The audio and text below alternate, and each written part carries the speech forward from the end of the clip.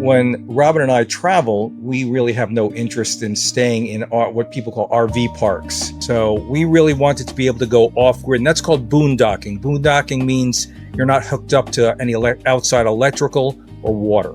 So when we purchased this coach, we had it completely refurbished, completely redone.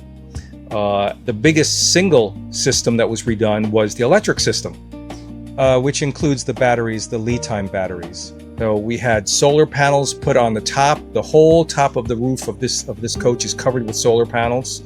I have a trailer that has solar panels on it as well. So we have all told 4,000 watts of solar panels. That's a lot. And in the electric bay, we have 8 300 amp hour batteries, giving us almost 31,000 watt hours. So we want to be able to have all of the comforts of a home, a regular home, to be able to, run our air conditioners, do our cooking, all the things that you normally watch TV without worrying, like most people in coaches do and campers do, about running out of electricity.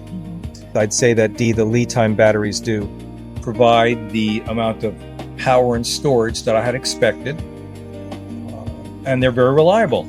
I've been very, very pleased with how fast they recharge. That surprises me. I didn't think that they would recharge as fast as they do.